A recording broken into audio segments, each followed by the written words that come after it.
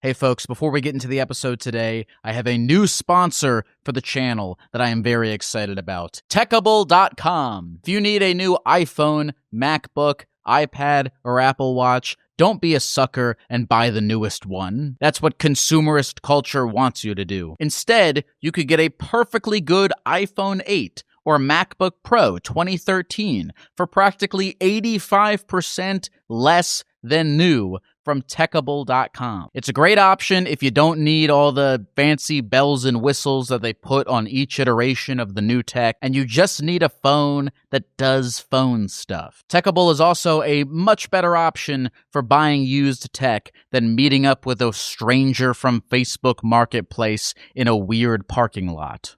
Because every device can be covered with up to a 3-year warranty, and you are buying directly from people who specialize in refurbishing this kind of technology, so they can verify the performance and the quality of whatever item you buy. Go to Teckable.com and use the coupon code GECKO for $20 off any order over $100. That's Teckable.com, coupon code GECKO.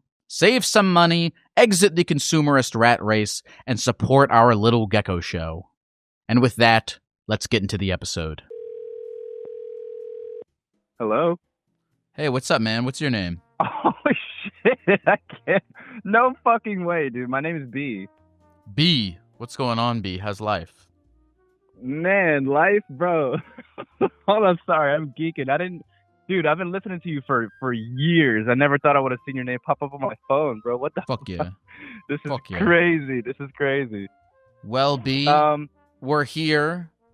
It's December, whatever, the year, who cares?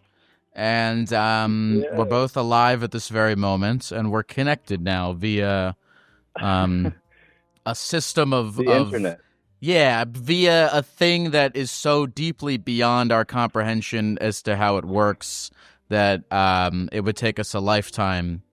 Maybe not a lifetime, but it would take us more time than either of us care to invest to really understand the technology behind how you and I are connected now. But it doesn't matter. Who cares? We don't have to think about that stuff. All we have to do is be in this moment with each other. So let's do that. Yeah, that was deep.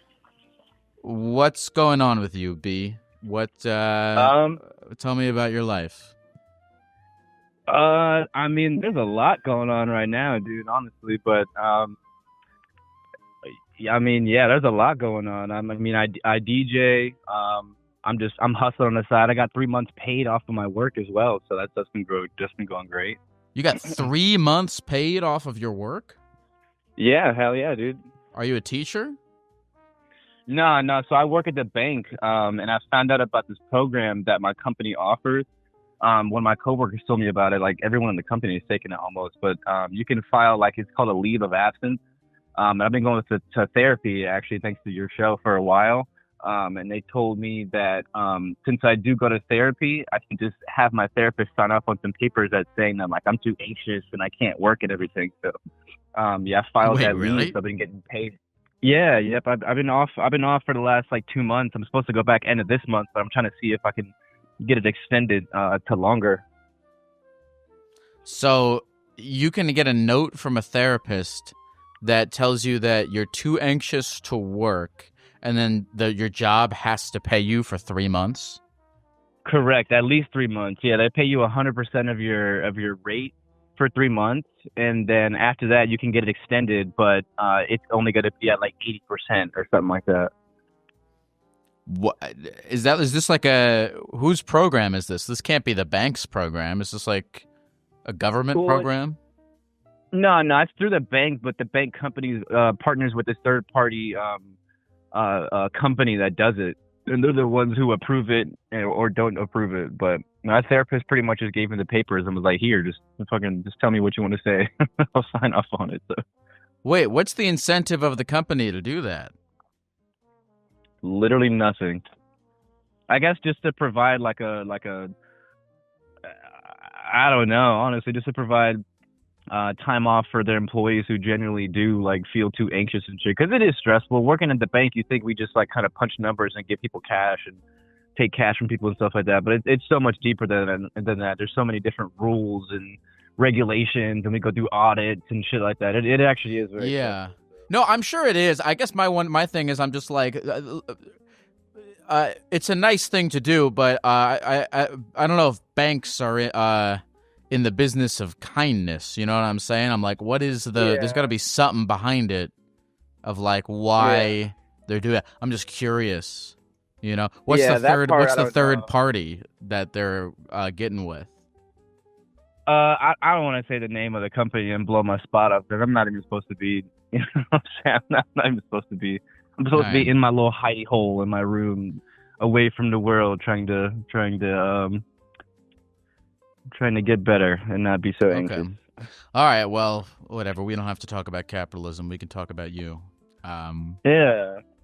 So but other than that, I mean, it's been going great. During this time off, I've just been hustling, man. I'm learning how to day trade. I'm 3D printing shit, and I'm reselling it. Actually, at a trade show here in about like 2 hours, I got to head over there to go resell some 3D printed shit. And then I DJ too as well. I just been kind of moving and grooving, man. Using this time to my advantage. You're learning how to day trade. Yep. Like crypto.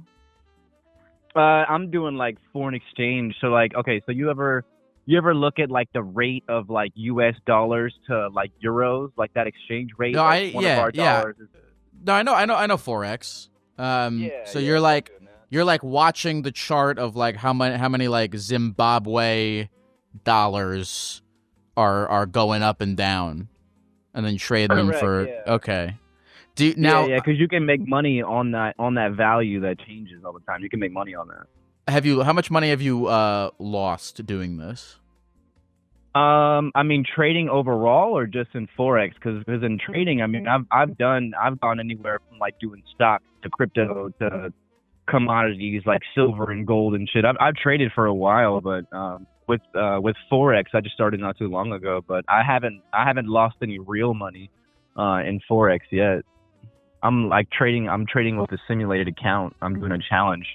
They gave me an account with like 100 grand in it. I have to make 10 grand on it in like 60 days, and then I get to keep 80% of the profit that I make on the account. Okay, slow down. Who's they? And then is this real money? It's not real money in the account yet, and it's called a FOMC. So they like you pay $500 and they give you an account with like 100 grand in it of simulated money, and if you pass this challenge of making 10 grand in the account, then after that they give you like a real account with real money, and then any money that you make in that account, then you get to keep 80% of it. You pay this company $500, and then they give you $100,000 of fake money. And if you can turn that $100,000 of fake money into $110,000 of fake money, then they will give you $100,000 of real money that you can turn into real money. That you can turn into real money, and then give them a percentage of the real money. Correct. Yes, sir. That is right. That's fascinating. Yeah, it's dope as hell. It's called the FOMC challenge. Now, so basically, they give you this money to be like, they give you this fake money to be like, all right, are you good at trading? And then if you are, exactly what it is. Then they're like, okay, here's some money to trade with. But then, okay, but here's the thing, right? Forex, right? And a lot of this trading stuff, isn't a lot of it like luck? You know, so couldn't you theoretically, with your fake money, get lucky, and then when they give you the real money, just lose it all? I mean, yeah. I mean, at the end of the day, I always tell people who are interested in it, it's always a 50-50 chance, either it going your way or not. Because what you're really doing is just betting on your currency or whatever you're trading going up or down. At the end of the day, that's what it is.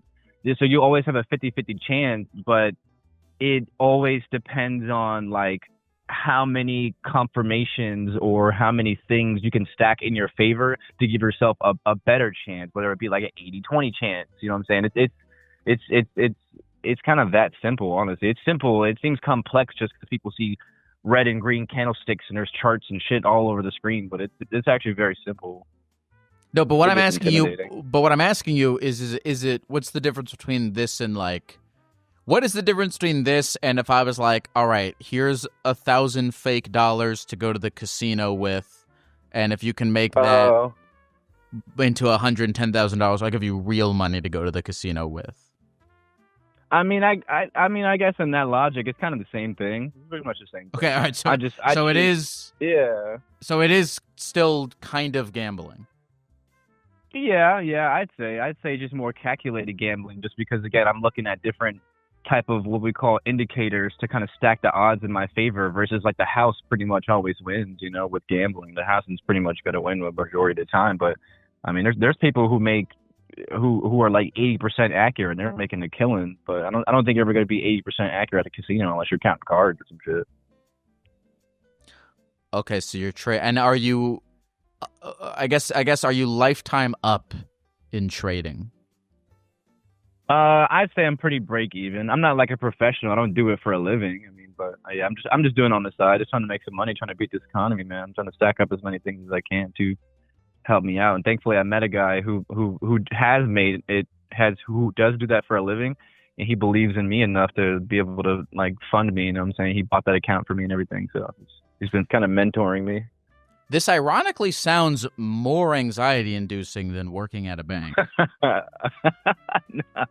I mean, it's a different type of anxiety, I guess you could say. I mean, yeah, because having to deal with people and dealing with their problems, you know, people hold their money to a certain standard, and when shit is like not right in their account, they freak out and they flip out in front of everybody in the bank. That can be a lot too. Because I've had like 6-year-old women come in and be like, I had $100,000 in this bank. What the fuck? You guys are charging me a $3 fee. I'm like, bro, it's fucking. I can't help that. I don't make commission off of this. I don't get joy in telling you that you got to pay us $5 a month to keep this account. You're like that guy from South Park who's like, okay, we'll take your $100,000 and put it into a money market mutual fund, and it's gone. And it's gone, yeah. Kinda, yeah. That's what banking is, pretty much. Okay, so you're trading. Okay, so I'm so fascinated by your situation. Your bank.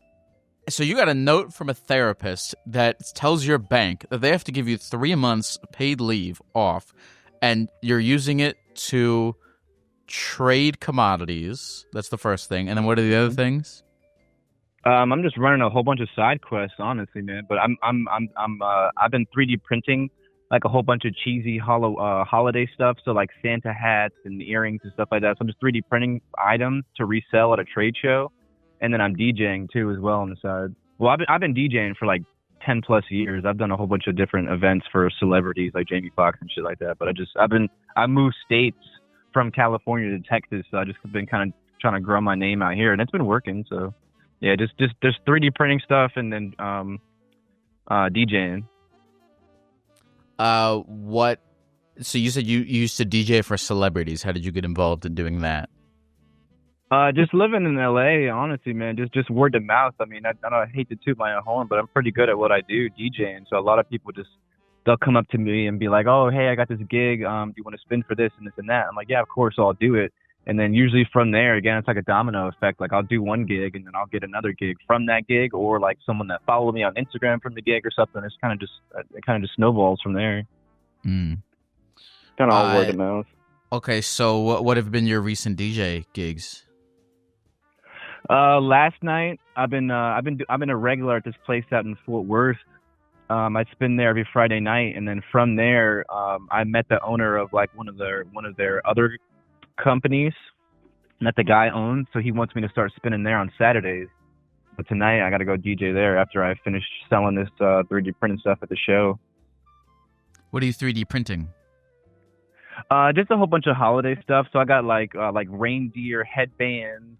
I got like snowflake earrings. I got like Christmas tree earrings. I got I printed out like a little like 6-7. It's literally just like a pair of numbers that says 6-7, and it has like a hand and like you can kind of flexible with the legs. So it's like a little like a little action figure, I guess you could say. Mhm. I print out like little mini Christmas trees and stuff like that. Just cheesy little stuff that people will want to buy for their kids or for as gifts. I printed out like wallets too as well, like little card holder wallets. Mm. Yeah. So what are you anxious about?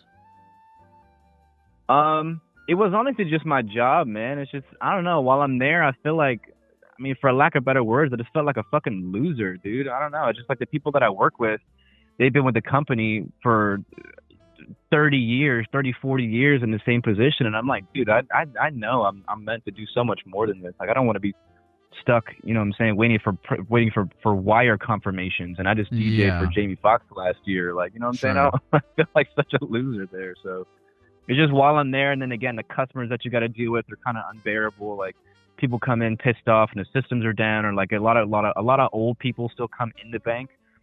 So a lot of them are just senile and wondering where this came from, or wondering where their money goes, or like one of my last days, I remember while I was there, I had to stop this guy from sending out $100,000 to PayPal. I was like, why the hell are you sending PayPal $100,000? And he was like, oh, they overcharged me for something from McAfee, so I'm sending the money back. I'm like, bro, what? So he told me the whole story, and he ended up almost getting scammed because some guys, yeah, they took over his computer and a whole bunch of stuff. So I ended up stopping that. There was some fraud going on, and it's just a lot, man. It's a Yeah. lot. I think in the world, No, at the banking center, it's a lot. listen. By the way, I just so you know, I'm so with you. If Yeah, I'm so with you because because for real, like if you can get a bank to pay you for 3 months of not working, you should totally do that.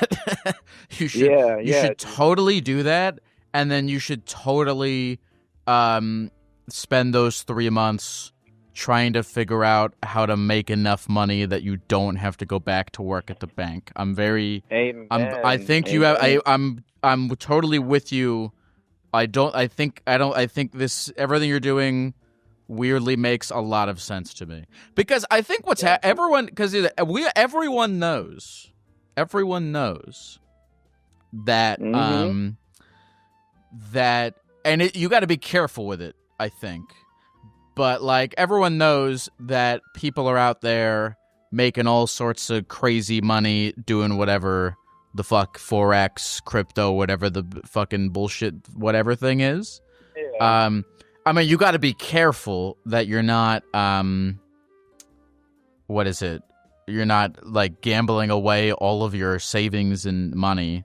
yeah. But you're smart because you're like, I'm going to do this simulated money whatever the fuck thing. As long as you're not Mhm, risking a lot, like you seem like you've mitigated your risk and increased mhm. your upside. So I respect Correct, that. I respect that. correct. Because you got to no, that's the thing, right? Is if you want to not be like that guy who's been working at the bank for 30 years, you got to make some swings. I respect it. And Exactly. if you can tell the bank that you're anxious and make the downside of taking your swings lower, you should totally do that shit. So I Oh, respect it. exactly. I respect it. Yeah, so I'm trying to reduce my nut and increase my income. So Yeah, well, it's hard out there, right? Because you need money to do everything that there is, and then, uh, I don't know. You're taking swings. I like it. yeah, yeah, dude, I'm trying. You got to. I'm young right now. I'm in a very unique position to where I can take risks like this. So I'm trying to take all the risks that I can. You know what I'm saying, to be able to again, like you said, just not have to go back to work if I don't want to. You said that you're homeless. You said that in a text. Yeah, so technically I was supposed to move out of my place like last week or 2 weeks, yeah, like last week. And my credit is shot thanks to my mom, so I can't really get approved for anywhere else. So they technically, I think they were supposed to kick me out last week, but I've been talking to them to see if I can just re-sign in my place now because they wouldn't have to do a credit check and I can just move unit. But they haven't got back to me. So I'm kind of just waiting on them to kick me out, or like if they're going to talk to the office people about like letting me stay longer or something. So I mean, I don't really know. I don't really know what's going on with it. I'm kind of just waiting. How did your mom fuck up your credit? Uh, Shit, that's a whole nother story too, man. She's done a lot. So when back in like what, like during like COVID time a few years ago, she was like pretty suicidal and shit like that. And then on top of that, she had just had her car like repoed. And my mom is very like, she's not a typical mom. Like she doesn't sew and knit and make hot chocolate and bake and shit like that. Like she's kind of like a young mom. She had me young. So she's more or less worried about like her image on social media and to her friends and shit. So she needed a car right away and wanted to get another car, but she couldn't obviously because her credit was shot. She had just got a repo. So she had me put a car for her under my name, which I was already kind of skeptical about. But I was like, I mean, it's my mom, you know what I'm saying? I got to help her out with all the stuff that she's going through and she's been through for me. So I signed my name for a car for her, and it went well for a while. But then I started getting calls and saying that she was like late on the payment or that she had missed a payment and everything. So the car ended up getting repoed, and that shit dinged my credit really hard. And then as well, on top of that, during COVID time, I don't know if you remember, but they were doing some type of like rent assistance program. So it's like you couldn't pay your rent, air quotes. They would cover your rent during COVID if you did all this paperwork and talked to the leasing office, did all this extra shit. And apparently she was doing that, but she never finished up the process. So once we moved out, I got a ding on my credit for like $40,000 in like due rent because she didn't finish the paperwork and all that. So it's like technically on paper, I got a car repoed under my name for her. And then I got like $40,000 in like due rent for this place that she kind of screwed me on too as well. And on top of that, she took out like 3 or 4 different iPhone lines in my name and just kind of kept the phones and never like returned them. So I got dinged for that too. So you said she's obsessed with social media? Yeah. She's on TikTok Live and shit like that. Like, what's she doing? She just wants to be an influencer. I think she owns like her own medical spa, so she's like kind of advertising for that. But I think she kind of just got lost in the sauce, and now she's just trying to be like an influencer. So she'll like go TikTok Live and go to Pilates and shit like that. Okay. Yeah. I mean, is it working for her, or is it like a detriment to her existence and yours? I mean, I don't really know. I don't really ask her if she's getting paid from it or anything like that. I just know that she's doing it. She talked to me about it before. And I was like, oh, okay, it's cool. Mm-hmm. I don't know. The credit shit has stopped me from doing a lot in my life. Like I wanted to get a new motorcycle, because I ride bikes and I wanted to get another one, but I can't obviously because no one will approve me. I wanted to trade in my car and I can't. I wanted to move into a new apartment. I can't. So it's like shit that she's done has really kind of hindered me like a lot, actually. How's your guys' relationship in general? It was good. It was good, but I'd say after this and like another incident that happened, it just, I don't know. It's not the same. It's not the same. Like we're all right. Like I'll call her randomly and she never answers, but then she'll text me and like say what's up and shit like that. But I mean, it's cool. I mean, she sends me from like money for groceries and shit if I really, really need it. Cause I hate asking for help. Like that's one thing about me that I need to work on, but I fucking hate asking for help. But I was just super down bad one day, and I was like, look, I don't have any groceries in my house. You know what I'm saying? I can't eat. So I need to get some food. So she sent me some money for groceries. So, I mean, maybe she's trying to get better or trying to be there for me, but it's just, I don't know. She's screwed me in a really big way that like it's hard to just do life. You know what I'm saying? Where it's kind of hard to forgive her for all that. Are you only child? I have a stepsister that I've never really got along with, but yeah, I have a stepsister. So your mom's remarried? Nah. Well, so your dad's remarried? Nah. My real dad was locked up, and then she met this one dude who's been in my life, piece of shit. But yeah, he was in my life since I was born, and then he had a kid with my mom. And then they got divorced, and then we moved away, and then, yeah. Okay, so so she's a half sister. Yep. Mm-hmm. And she doesn't live where you live? Nah, my whole family's kind of pretty divided, so I mean, yeah, we don't really. That's another thing. Like on holidays, I'll just spend them by myself and shit. But nah, she lives out in Louisiana. She goes to LSU. My mom lives out in Houston. Mm-hmm. Your mom's in Houston, and where are you?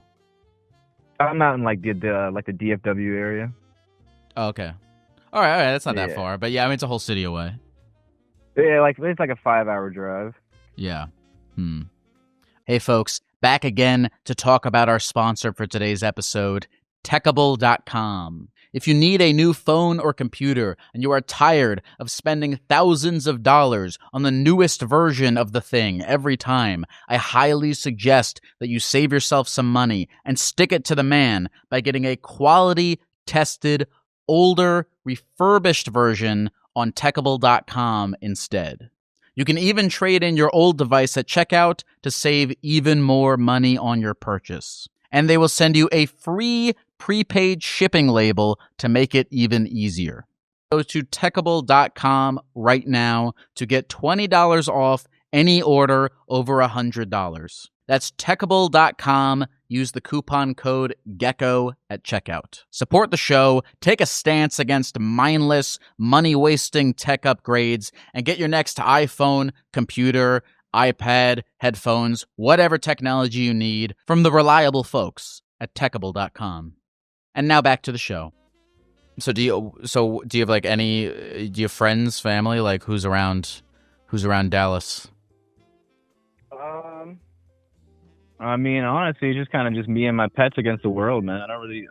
I mean, I have some people like I'm cool with, but I don't really like. There's nobody in my life that I can kind of just call and kind of just shoot the shit with. You know what I'm saying? It's just I'll see people at like my DJ gigs, and I'll be like, oh hey, what's up? Like we'll be cool, but it's nobody that I can just go. I don't know, just go to the movies or go paintballing with. You know what I'm saying? There's nobody in my life like that. I had a girlfriend, but that shit went bad. That situation went bad. What did you grow up in DFW? No, I grew up I grew up in LA, like Los Angeles area. Okay, yeah. Why'd you move to Texas? Kind of just to get away, man. Honestly, it's just I saw everything was just getting so expensive, and I knew a guy that was making like 6 figures a year, and he was still living paycheck to paycheck. So I'm like, I don't know how the hell I'm gonna do this. So I kind of moved away just to kind of do that. And obviously Texas was the promised land after COVID. Everybody was like, I'm moving to Texas, so I joined. I'm a transplant. And what happened with your girlfriend? Man, a lot, honestly. She just, I mean, the latest update is she's just crazy, like abusive. So she caught herself like putting her hands on me and shit. So I had to call the cops after the third time. Like the first time I was like, okay, maybe, you know what I'm saying? I kind of put the blame on myself. But I knew it wasn't okay for her to be putting her hands on me. Cause again, I grew up in a household that was full of domestic violence. That's the reason why I said, fuck my stepdad. Cause he was like that. So I know what that situation is like. So for her to put her hands on me was kind of like a lot. And then she did it a second time, and then she did it a third time. So I'm like, nah, screw that, dude. I called the cops. So. Yeah. So how old are you? I'm 25. 25. Okay. Did you so you don't have any you don't have any sense of community out there, because you're doing a lot of stuff, right? Like you talk about like seeing people at the DJ gigs. Like, how is that? You know, are you like you're out, right? You know? I mean I'm out, but I'm not really like out, you know what I'm saying? So I go to the spot every Friday night and I DJ. But it's just me behind the booth. I'm just by myself playing music and stuff. And occasionally I'll get like a drunk girl to come up and be like, oh, it's the DJ. And they'll take videos with me and shit. But I mean, at the end of the night, I'm still sleeping by myself. So. I don't really have like a sense of community. I did when I was riding motorcycles. I would go to a motorcycle meet like damn near every day. So that community was pretty deep. But I mean, now that it's cold, it's too cold to ride. Everybody's kind of just in hibernation, or they're just hanging amongst like their own kind of people, and it's just kind of me. I'm here just doing my side quests, man. This in general, I mean, the next 4 months in general kind of just suck because it's cold. Yeah. I mean, there's still stuff to do. I mean, I'm a pretty weird guy. I'm into weird stuff, so I've been seeing a whole bunch of different events that I want to go to. Like, there's a sumo wrestling event out in Texas I want to go watch. It's like a huge sumo fest that I want to go watch. Cool. And there's also like Ren Fest and stuff like that. So I'll find stuff to entertain myself. It's just, I don't know. I lack that sense of like community, even like with family and with friends. I don't really have like a community around me. And I mean, it's It gets lonely, but I mean, I'm here. I tough it out. I got my pets to kind of keep me company, but What pets do you have? I got 2 cats and 2 dogs. I got a pug and a Frenchie. Hmm. Very cute. Yeah, Very nice. yeah, my little guys. Hmm. Yeah, community is really important. Having people around you is I have noticed. I think over. Let's see. I'm about to turn 28, and I've been thinking about my life and things I've learned. And one of the things that I have learned, at least for me, and everyone's kind of different, but I've learned over the course of my life the importance of like having somewhere to go, a third space, as they call it. Because the times in my life where I've had something like that, I can distinctly divide in my life times where I had something like that and times where I didn't. And the times where I didn't have something like that were they just were cold, you know? Like you got to have somewhere to be where there's other people around. I mean, you know, I've talked about this a bunch on here, but yeah, it's very important. And they're out there, you know. They're out there. Yeah. Yeah, I just gotta keep looking. I mean, I find a whole bunch of cool stuff to do, but like you said, it's just the community part. I just gotta figure out where to go to find people that are as weird as me. So I found this one place. It's called the Maker Space. It's out here where it's like a giant. Sure. I don't know if you know. I don't know if you know what a Maker Space is, but Yeah. it's like a giant. They're a chain, aren't they?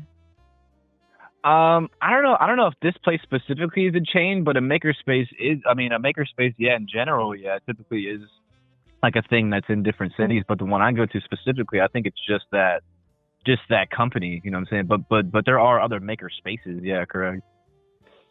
Yeah, I mean, I'm sort of part of a maker space. I guess there's a lot around New York where it's like whatever you pay some kind of monthly fee, and they have like equipment that you can use and shit like that. Yep.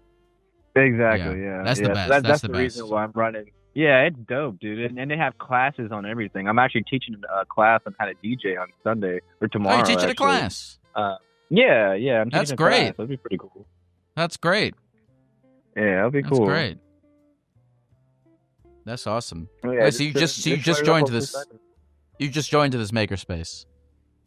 No, I've been a member there for a while, but I kind of used it previously as like a means to start a business. So I was doing powder coating there. Now I'm doing like 3D printing, and I think next I'm going to start this whole DJ class venture because that's where the real money is too, as well as like teaching people how to do DJing stuff. And I feel like a lot of people would be interested in that. So yeah, it's using the space to make some money, man. Honestly. Have you made any friends at the space, or at least like acquaintances? Yeah, I've met some acquaintances, and for sure, I'm on like first name basis with some people. But it's not like it's not anything that's going to be like, oh, let's go grab a beer or something like that. It's more or less like we see each other in the space. We're like, oh, hey, what are you working on today? Okay, cool. I'm gonna go do my thing now. Dude, I'm about to drop an unpopular opinion.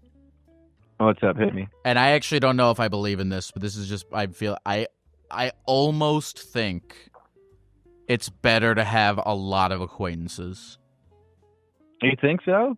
I don't think so. I almost think so. Because like if you have like I think like if you can go into a place, right, and there's like 20 people and you're fairly friendly with them and you see them every day and you know you hang out with them, but like when you go home you're alone. And maybe there's like a social event and you're there, whatever, versus like a couple people that, you know, you get. I guess ideally you have both. Ideally you have like a couple people who you're like really, really close with, and then a lot of acquaintances. But I think, you know what it comes from is like I just like having like a place where you go and you have like a bunch of people.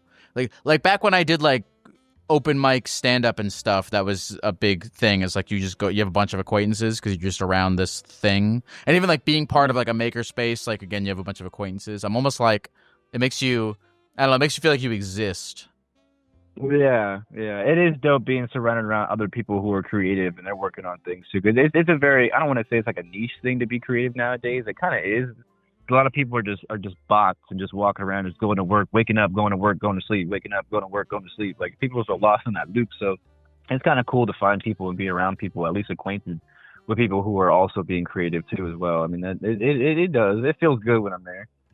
Yeah, well, I like what you're doing because again, you're gaming the system, which you have to do. Yeah.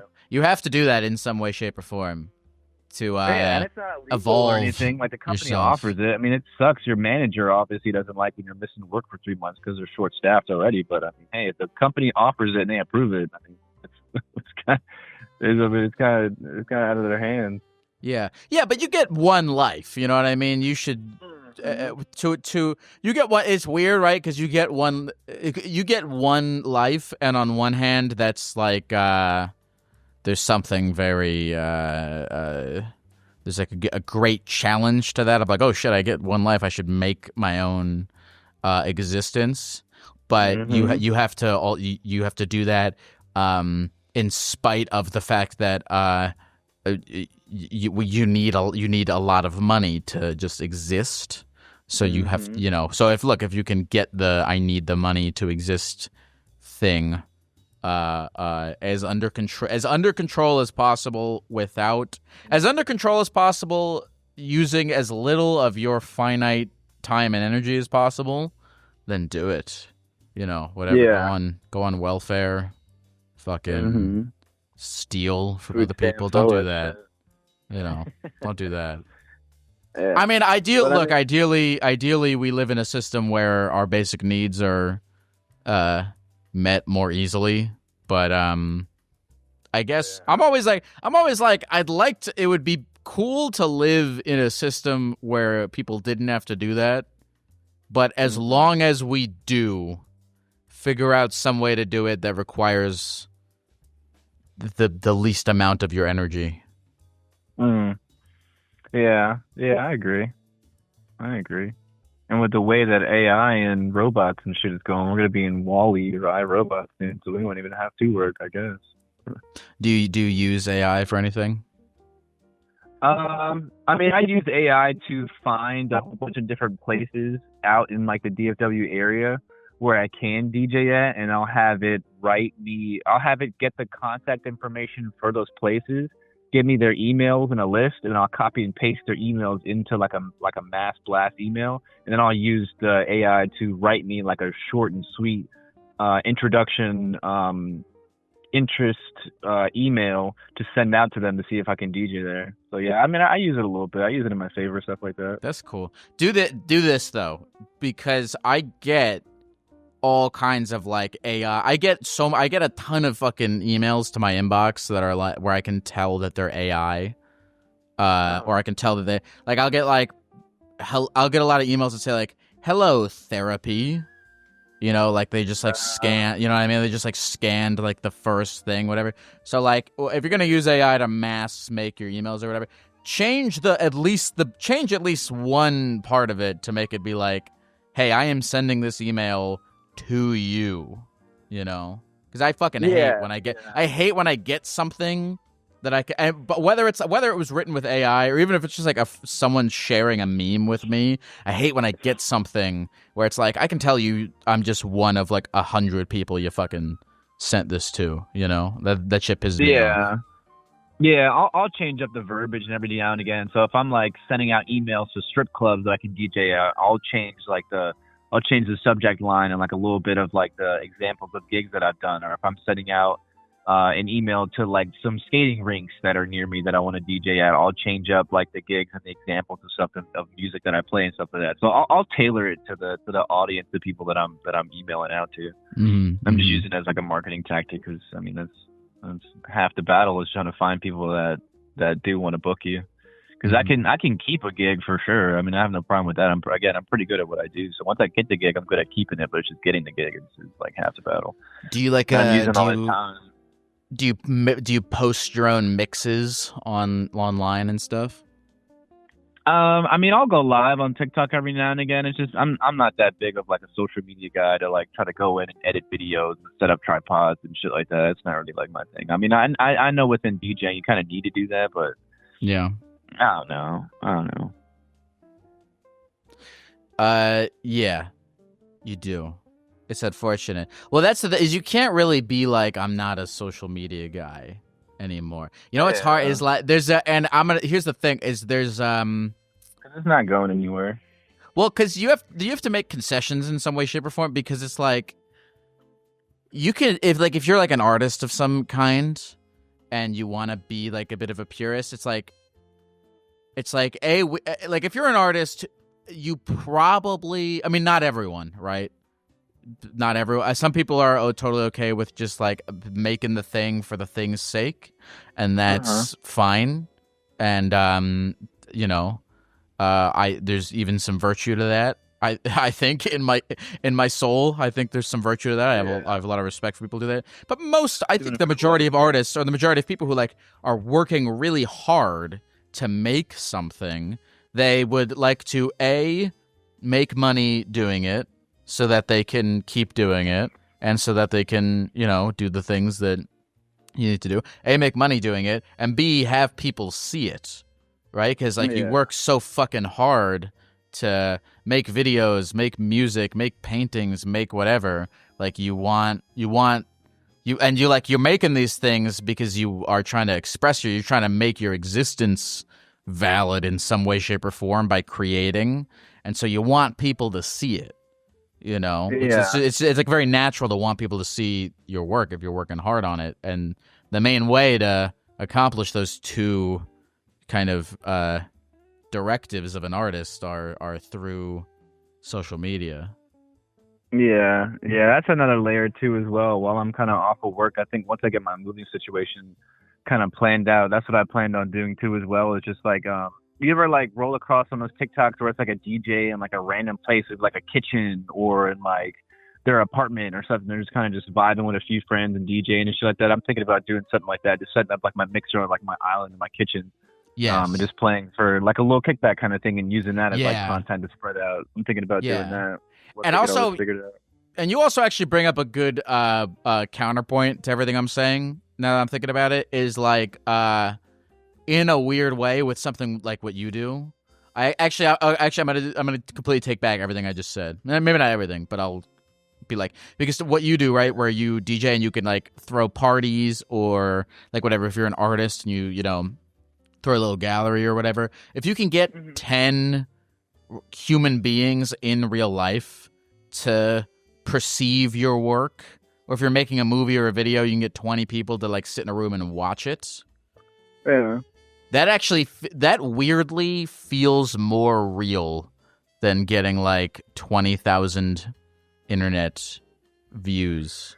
And then doing what you're saying, if you can combine those two things, it's cool. Yeah, that'd be ideal. Because I mean, I've DJ'd for a coliseum, like a stadium worth of people, and then I always find out that like it feels more intimate, feels more good when I'm DJing for like a small intimate crowd of people. So I mean, I agree with what you're saying.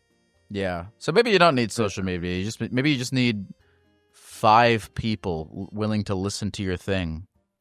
Yeah. Yeah, I mean, I get paid either way. At the spots that I DJ, I get paid if 5 people show up or 500 people show up. So I mean, it doesn't matter to me. But obviously, I mean, a DJ, I prefer to spin for people who would, for people, not for the crickets. Now, tell me about these strip club gigs. What are they like? I mean, they're cool. I've DJed on multiple different like types of gigs, but strip club gigs are cool. I mean, you get the dancers that come up to you, like request a song, or like they'll tip you to play a certain song and stuff like that. I mean, it's a cool vibe. Mm-hmm. Yeah, it's pretty cool. That's pretty cool. And you get a good show while you're DJing. So. What's your craziest gig you've ever done? Craziest as far as like who I've DJ'd for, or just like crazy in like the amount of people or like the events that occurred in the gig. Let's go both. I mean, I've DJ'd for Netflix before, for one of like their movie screening kind of opening parties. I DJ'd for Netflix. Oh, cool. I DJ'd for Netflix for Jamie Foxx at his house a few different times. I DJ'd for 50 Cent at a opening of a show that he was doing for Power. He had like a little pop-up kind of event I DJ'd for. I got to see him and say what's up and shit like that. I DJ'd for celebrities and stuff like that. So on that end, but the craziest, I mean, I guess I'd say I DJed like a warehouse out in LA. Actually, no, the craziest probably that I've done was at this TGI Fridays in my hometown when I was growing up. They had shut down, and these people that I knew, we were just kind of desperate for money, so they were just kind of breaking in and just doing gigs anywhere that they could. So we broke into this TGI Fridays that was abandoned and it still had power. And we broke in there and then we set up my whole DJ set. We had people like come and party in the abandoned TGI Fridays. And like the SWAT team showed up and shit. And they kicked us out. We had the police helicopters coming out. I just got my mixer and I did. It's probably the craziest. Wait, you had a police helicopter kick you out of the TGI Fridays? What the fuck? Yeah, and like the SWAT team came and shit in their big ass Bearcat. Yeah, they kicked us out. Why did they bring in a helicopter? I don't know. I mean, in LA, I DJed a lot out in LA, and they're kind of famous for that. Like all the house parties and stuff that have got shut down, that I've DJed for, they usually bring a police helicopter. I don't know why that is, but yeah, almost all the house parties that have ended like kind of crazily have ended up with the police helicopter coming to shut it down. Why did you? I am curious. It sounds like you had a pretty good thing going in LA. Why did you move to Texas if you had more connections over there? I mean, just because at that time I was young, I was making a lot of money. I had a sugar mama and shit like that. I was young, making a lot of money, but it's just, again, I knew a guy who was making six figures and he was living paycheck to paycheck. So I was like, I got to get my shit together. I need a 401k. I need a savings account. I need health insurance and stuff like that. So I kind of like matured in that sense. But like now that I'm in it, I'm like, damn, that sucks. I'd rather just be DJing at TGI Fridays. Yeah. So you die either way. Kind of touched 22 on that, I guess. I'm sorry, you had a sugar mama? Yeah. I've had like 2 or 3 of them in my lifetime. What does that entail? I mean, she was a porn star, and I had met her, and she wanted to pay me for some sugar, and she did for a while, and I was making really good money actually too as well, making really good money with her. We would just hang out, kind of shoot the shit a little bit, rent a hotel room, and then do the thing and go my separate ways. I have a lot of questions to follow up to this. I'd imagine. How did you meet this porn star? So I had gotten into a car accident some years ago. Yeah, I had gotten into a car accident, and I had to go to physical therapy. And my physical therapist there was kind of hitting on me. And again, I don't mean to toot my own horn, but like I'm 6'5", I'm athletic, I'm a good looking dude. I've been told a few times. So my physical therapist was kind of hitting on me a little bit. Like she would massage me like a little bit longer than she really needed to, and do these extra exercises with me. And she was like, one day she randomly just came out and said it. She's like, "You know who I am?" And I was like, "No." And she was like, "Google my name." And she gave me her name. And I Googled it, and she was a porn star. I was like, "Oh shit." I was like, "That's you? No way." And she was like, "Yeah." She's like, "Would you be interested in getting into like that industry?" And at that time I was like, "Dude, hell yeah." It's like every dude's dream. Yeah, hell yeah. I was like 18, 19, 20. I'm gonna get paid to do what I'm trying to do all the time anyway. Hell yeah. So I mean, I took the dive. I went into it. At one of the like auditions, I think she had me show up to was like a test run to just kind of see what it's really like behind the scenes of like a porno. I had went, and there was this lady who was shooting a scene, and immediately, like as soon as she saw me, she said to the director guy, she was like, "I want to fuck him." He was like, "Who is that? He is gorgeous." And I heard her say it, and I kind of like blushed up. It was weird. I never had like a grown ass woman just outwardly say that to me. So we ended up kind of shooting the shit, got her number and everything, and then we hung out a few times. And she told me about, she told me she was cool with like making an arrangement with me to pay me for my time. So that's how that started. I met her on a set of a porno. Damn, wait, so this was a second lady. What happened with the physical therapist lady got you into porn? Uh-huh. And then you met the sugar mama on the set of this porn thing. Correct. Yeah. Yep. So how deep did you go into the porn world? I mean, I dipped my toes a little bit. I mean, I did like a video or two. But it was just, I don't know, it's weird. Like it's very weird because it's like it's not all hyped as it seems to be. Like it's very like you got a guy like I'm trying to do my thing, and there's like the cameraman over my shoulder, kind of fucking embracing me, all up on me, and then he has like a camera over my shoulder while I'm trying to do my thing, and like it's kind of, I'm already kind of like, I'm not that outgoing. I'm kind of shy when it comes to stuff like that. So it's like kind of weird to stay, like, for a lack of better words, it's hard to stay bricked up like that when there's like 8 people in the room and you got this guy with a camera over your shoulder and like behind your butt, shit like that. It's weird. So I didn't continue it, but I did like 2 or 3 videos and I got paid for it. It was cool, but it's just I don't think I would ever do it again. Mm-hmm. You'd rather be trading Forex. Yeah, I'd rather just be running a whole bunch of side quests, man, just trading Forex and DJing and hustling. Honestly, I fell in love with the thrill of the chase. Mm-hmm. Mm-hmm. And so this sugar mama, like you said you had a few. I'm curious. Okay, so the sugar mama thing, like this is an attractive woman.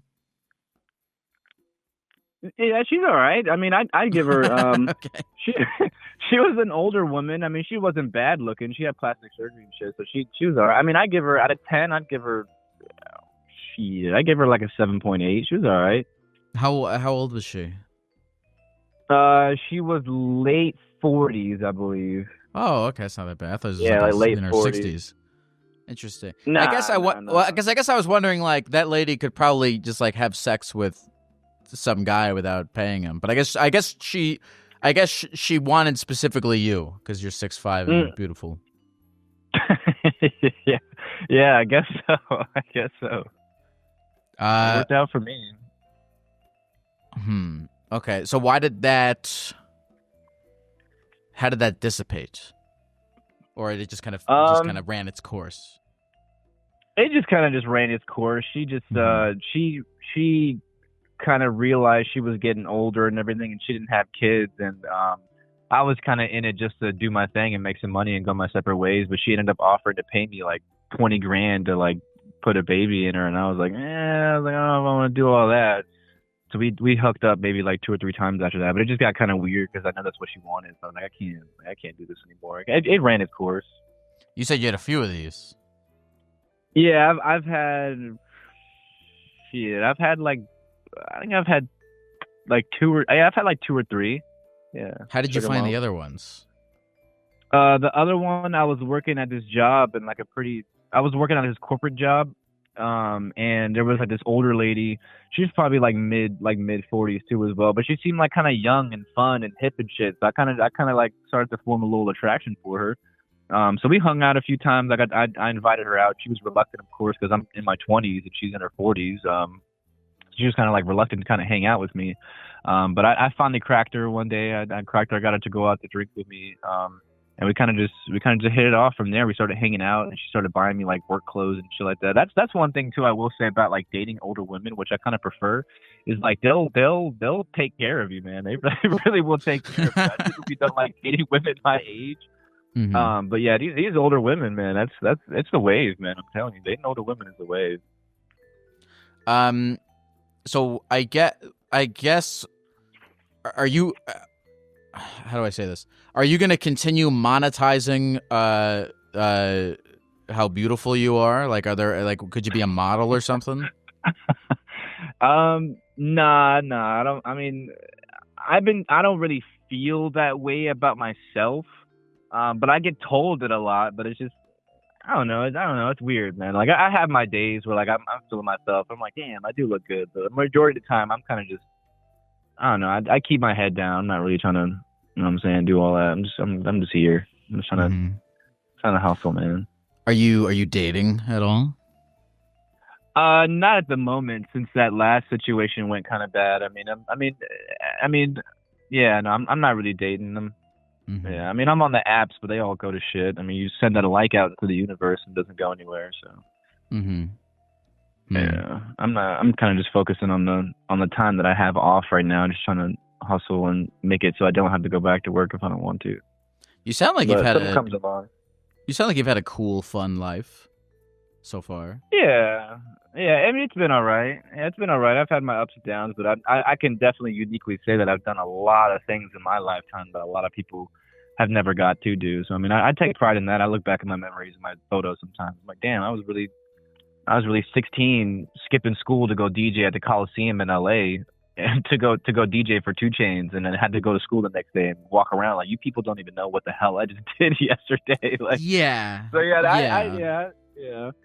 No, I've had a lot of I've had a lot of shit like that in my life where I'm like, I mean, I feel really blessed. I've gotten to do a lot of really cool things with my life in the last like 10 years.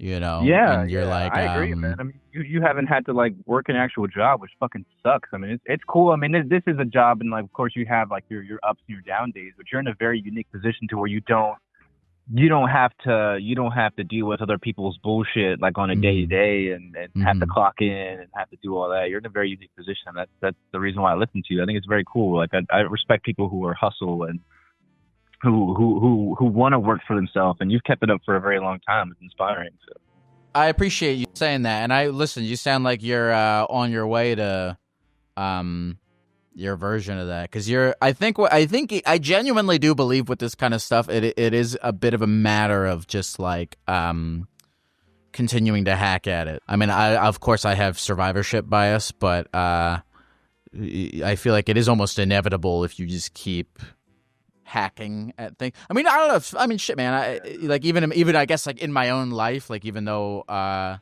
like things have been going well with the podcast and stuff, like I'm still, everything you create for yourself becomes its own. Prison's not a good word, but its own capsule, like its own. Yeah, like its own obligatory. How you say it? Like its own obligation. You have to do. Yeah, its own obligation. And you know what's funny is if you're the kind of person who's always, I feel like I'm the kind of person I'm always trying to escape. You know, even and like you escape something and by creating something else, and then you try to escape that. Like a good example is like I'm always like thinking about like, oh, once I'm gonna escape this city and move to this new one, and then you keep. That goes on like an infinite thing of like one day I'll move here and then like it always just keeps going, you know what I mean? But that's good. That's how like life evolves. That's how you stop staying. That's how you stop. That's how you get to a point where you're fucking 70, 80 years old and you're like, damn, we ran the gamut. It's also how you get to 70, 80 years old and be like, wow, I have no family and friends. And it was all for nothing. Yeah. Sorry, I thought you would find that funny and not depressing. Yeah. No, I mean that's the goal. I mean, I would rather have my obligation and my prison be working for myself than having to work at a company where I'm there and not really progressing for fucking 30 years. Like I would much rather have my prison be something that I'm interested in. Mm-hmm. And that I want to do, versus doing something that like I have to do. You know, of course. Prison's not a good word. Prison's not what I meant. Yeah, I mean, I know what you mean, but just for a lack of terms, I was just throwing that term back at you. I know exactly what you mean. Yeah. But it's good. I mean, I think because the kind of people who do like such as yourself, who do have this thing in them that want to keep evolving. I don't think it goes away. You know what I mean? So like you'll start like maybe one day one of your 3D prints will pop off and you'll be making 3D prints, you know, and you're like, okay, great, I finally escaped the rat race. I'm making a living off 3D prints, but you're gonna have something in you that's like, oh, but I want to do this too, and I want to do this too. You know, because you have a thing within you that makes you want to just keep evolving and doing correct. It. Yeah, but that's good. And that's good. It's a good thing to have. Yeah, I think it's a good thing to have, and I think it's very dope to continue to chase that. Because then again, I have scatterbrain. I have so many different ideas and thoughts and everything, and it's dope to actually like when I put some effort towards like the thought that I had that I think would be a good idea. It's always rewarding. Well, yeah, man, I'm rooting for you. I think it's all really cool. I think you're a cool guy. I think I have a lot of respect for you that you're like really making a good life for yourself after dealing with some difficult circumstances and shit. I got a lot of respect for you, man. I think it's cool. I appreciate you sharing all this stuff with us. Yeah, thanks, man. It feels good to kind of talk about it and kind of like reflect on all the crazy cool shit I've done. Because I get down sometimes. I'm like, damn, I don't really have anybody. I'm not really doing like enough. Sometimes I feel like I'm not doing enough. Like Mm-hmm. just sitting here talking to you on the phone. I'm like, damn, I've lived like four different crazy ass lives. Well, that's what it takes. Because yeah, of course, because that's what it takes is to like, because you only you, yeah. No, once you start like really like reflecting on your life, it can kind of bring out like it can help you sort of thwart whatever narratives you've created for yourself. Do you want to plug your? Do you have like a DJ thing you want to plug? I don't know if you want to identify yourself, but if you do, it's fair game. Yeah, I will. Screw it. Yeah, I'll do it. It's just my name, so it's just spelled out. It's on Instagram and it's on TikTok and everything, but it's Brejan. It's my name, so it's B like boy, RAZ like zebra, J. Wait, say this again. B. What? Yeah, I What is got a it? long weird ass name. I got a long ass name, so it's B like boy, Uh-huh. RAZ like zebra, J8AN, and then I should pop up right there. I'm pretty sure I'm like the only Brejan in there. H-A-N. Yeah. Brejan. Yeah. Yep. Oh, it's the one. You have your name's written in Arabic, right? Oh, Okay, I don't know this if is okay. This is definitely not you. it's B-R. it's with yeah, BRAZJHANNN. There's three N's. Oh, okay. I put one N on there. Yeah. It's three I N's. thought one would have been enough. Yeah, three N's. Oh, there we go. Okay, Yeah, look at yeah, this. yeah. Oh, you look cool, man. Hell yeah. Yeah, thanks. Sick. I love this picture of you DJing with the orange and shit. That looks cool. Yeah, one of my buddies took that shot. That was like mid me DJing at a club out in LA. That was a pretty good night, too. Cool, man. Well, Brejan, this was great talking to you, man. I'm inspired by the hustle. I'm inspired by this. This was an enjoyable conversation for me. I appreciate you sharing everything. Is there anything else you want to say to the people of the computer or talk about or whatever else about life before we go? Nah, man, just fucking Catalina wine mixer, boats and hose. Swag. Thank you, Brejan. Right. I'll good luck All to you, right. man. I'll see you around the universe. All right, thanks, Gag. See ya. Later, man. Get blessed. I liked that guy a lot. I liked that, clearly he's facing like a lot of challenges, with like his fucking family situation and fucking, the general mental anxiety that comes with being alive on the planet. And I don't know, I like the way he's doing it. I have a lot of respect for it. I saw like while I stream these phone calls live on Twitch, and I saw people in the chat saying that he might have been making all this stuff up. And I was thinking about this just in general on this podcast about like are people making stuff up, like I posted a clip from the woman who talked about what is it? Who talked about meeting that homeless guy on the street and sleeping in the train station with him, and everyone was like, it's fake or whatever. And listen, I'm telling you, for a lot of things, as the person taking all these phone calls and talking to all these people, I really very rarely, if ever, I really rarely think that people are making stuff up. Personally, no offense to anyone, but I'm going to throw this out there. I think the people who tend to go on the internet and be like, this person's story is fake, are people who haven't really lived a lot of life. So like, because if you're a person who puts yourself out there and says yes to things and tries and, whatever, like this, like this guy Brazen, someone's like, hey, you should try porn. He's like, yeah, okay. Or someone's like, hey, go to Jamie Foxx's house. He's like, yeah, okay. He's saying yes. He's putting himself out there. He's trying. If you're someone who does that, that life is really like weird and crazy. Or like the woman who slept with the guy on the train.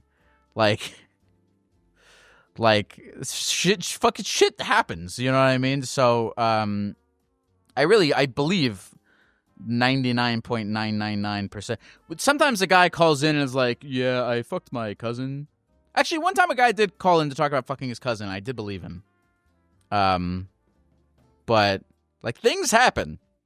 I believe every word of what this guy was talking about, and the other, like I don't know, man. Shit is just, like, I think people. I don't like if you go out, like, life is crazier than you think it is.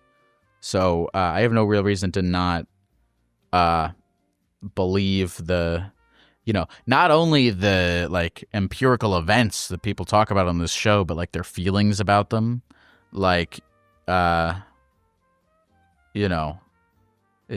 feels real. That's my perspective on it. But anyway, I appreciate Brazen for calling in and sharing his story.